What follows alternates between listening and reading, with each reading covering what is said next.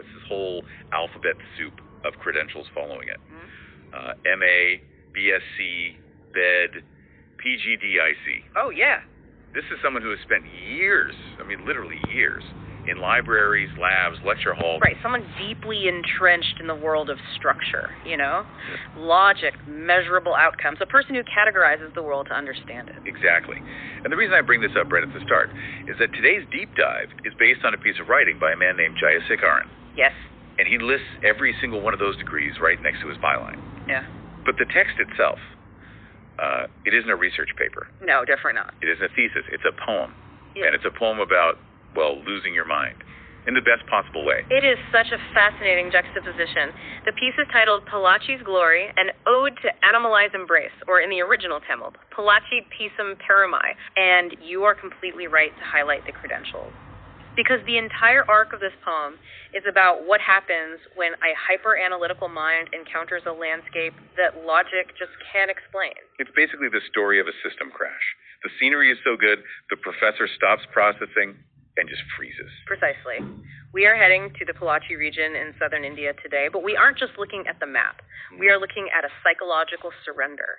We are going to track how the poet moves from being an observer to being a statue. So let's unpack this. Our mission today is to trace this journey from the foothills up to the peaks and see how the geography changes the poet's internal state. Right. He actually builds what I'll call a hierarchy of happiness, which is honestly a great framework for how we should all travel. I love that. A taxonomy of joy. Yeah, exactly. So let's start at the bottom of the mountain. The poem opens with the town of Pollachi itself. But he doesn't just say Pollachi is near the mountains. He describes a very specific relationship dynamic. He uses the word Adharaville. He says Pollachi exists in the Adharaville of Animali. And Animali translates to Elephant Mountain, right? Elephant Mountain, exactly. It's a massive, dominating range. And Adharaville implies patronage or support or a protective embrace. It's almost a feudal term, or even parental. So the town isn't just a neighbor, it's a dependent. Exactly. It's under guardianship. And usually we think of dependency as a weakness, right? Like, if you're dependent, you aren't free. Right. But Jayasekharan flips that script completely. He says that because of this protection, because he is held in this embrace, he becomes an ulasi.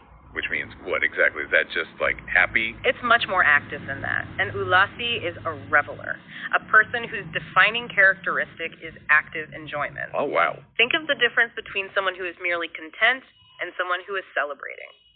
He is saying that the safety provided by the mountain allows him to drop his guard.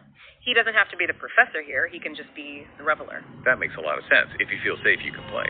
But then he takes this feeling of safety and pivots to something that, I have to be honest, it sounded a little, arrogant at first read. I have a feeling I know which line you're talking about. Yeah, he writes that because he is standing there, enjoying the breeze, he has become the target of India's vision. Indiavan Nokerke Ilakanan. I became the target for India's look. Yes. It sounds like he's saying, I'm the main character of the entire country right now. It does read that way, yeah, if you look at it through a purely ego-driven lens. But I think there is something much more nuanced happening here. It's the concept of axis mundi, the center of the world. Okay. He isn't saying he is famous. He's saying that beauty has a gravitational pull. So imagine the country of India is like a giant eye scanning the landscape. Exactly. If the entire nation is looking for its own heart or its most beautiful point, that gaze is naturally going to land right where he is standing. He isn't the source of the attention. He's just the lucky bystander caught in the crosshairs of beauty. Okay, so it's not... Look at me. Right. It's I am standing at the exact coordinates where the world looks best. Right. He becomes the ilaku, the destination, simply by proximity. It's a profound sense of validation. You know that feeling when you're at a concert or some spectacular event and you just feel like, this is exactly where I'm supposed to be? Like you're at the dead center of the map. Yeah. And that validation opens him up. He feels safe, he feels centered, and now he starts to really feel the environment. And this is where he shifts from the visual to the physical. He talks about the central. The breeze. Yeah. Specifically from the Allier River. Yes. Central in Tamil isn't just wind. Wind can be annoying, you know. It can mess up your hair, it can be cold. Central is specifically a gentle southern breeze. Oh. It has a very romantic, soothing connotation in literature. It's the kind of wind that poets write about, not the kind meteorologists warn you about. And he says he becomes a lagi to it. This is a tricky word. It means he submits to it, or he becomes subject to it. He is physically entering into the jurisdiction of the breeze. It's an act of surrender. I really like that phrase, the jurisdiction of the breeze. It fits perfectly. But then, oddly, right next to the wind, he talks about the local dialect. He mentions Congo Tamil. I found this fascinating because usually when we list nature stuff, we list trees, rivers, rocks. He lists an accent. It seems disjointed at first until you realize what he's actually doing. He is building a complete soundscape. The Congo region of Tamil Nadu is famous for its specific dialect. It's known for being incredibly respectful, affectionate, and lilting. It sounds very sweet to the ear. So he's treating the conversation of the locals as another natural element, like the sound of the river. Precisely. Yeah. He calls the Congo conversation a word that fits the landscape. He's arguing that the way people speak here is geologically consistent with the mountains and the breeze. It's all part of the same aesthetic. That is such a deep insight. It reminds me of how the fast pace of speech in a city like New York matches the traffic, or how a drawl in the South matches the humidity. The land shapes the tongue. Exactly. The environment shapes the language. And Jayasekaran is hearing that harmony. So he's established the base, he's safe under the mountain, he's validated as the target of India, and he's surrounded by sweet sounds. Now, he starts to climb. He heads up to Valparai. Valparai. Yeah. This is the hill station, and this is where the imagery gets, well, a little steamy. Yeah. He calls the place the bow for Manmatha's arrow. Right. For context, Manmatha is essentially the Indian Cupid, the god of love, but his bow isn't made of wood, it's made of sugarcane. Right. And his arrows are made of flowers. So by calling the geography a bow, he's saying the land itself is a weapon of seduction. He is charging the landscape with erotic tension. The curves of the hills, the tea estates, they are the instrument that launches the feeling of love. It's a very romantic, classical metaphor. But then, and this is my favorite part of the poem, he immediately undercuts this high-minded mythology with a goofy physical reality. The teeth thing. The teeth thing. He writes that the cold makes him Lailam Pollachi, which translates to mouthful of teeth. It is visceral. I laughed out loud when I read this. It's such a grotesque image. You usually hear poets talk about rosy cheeks or sparkling eyes. He literally talks about his teeth sticking out. Think about the accuracy of it. Yes. He's describing that involuntary reaction to a sudden chill. The jalagi. You step out of the car in Valparai, the fresh cold hits you, and your face just contorts. Yeah. You gasp, your lips pull back, and you chatter. It's a grimace, but in this context, it's a grimace of joy. It feels very authentic to me. It's not the Instagram version of travel where you look perfect in every shot. It's the biological version where your body physically recoils and rejoices at the exact same time. It really bridges the gap between the mind and body. The Manmatha metaphor is in his head. You know, that's his education speaking. Right. The teeth are in his body. That's his biology reacting. He is fully engaged. And now that he's fully awake, fully shocked by the cold, he begins his tour of the water features. And this is where we get to that taxonomy of joy we mentioned earlier. Yes, this was the most insightful part for me. He visits 3 distinct spots, and he assigns a different type of happiness to each one. It's not just, oh, I like this and I like that. He categorizes the source of the feeling. It is brilliant. Let's break it down. Okay, stop number 1. Monkey Falls. A waterfall. And the emotion he assigns here is Bam and Bam.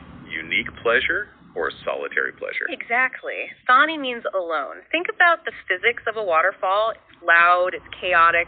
If you stand under it, the water just pummels you. Yeah, it's intense. You can't hear your friends, you can't see the scenery. It forces you into a singular private experience. Even in a crowd under a waterfall, you are alone. That is Stan and Bam. So it's an internal, isolated joy. You can't really share it in the moment, you just have to survive it. Right. Then he moves to stop number 2, Atakati. Atakati is famous for mist, the fog, Panamuta, and here the emotion shifts to Tharam and Bam. Giving pleasure. The pleasure that is bestowed or given. Think about the difference between a waterfall and mist. A waterfall you have to step into, you have to take it. Mist comes to you, it wraps around you, it's generous.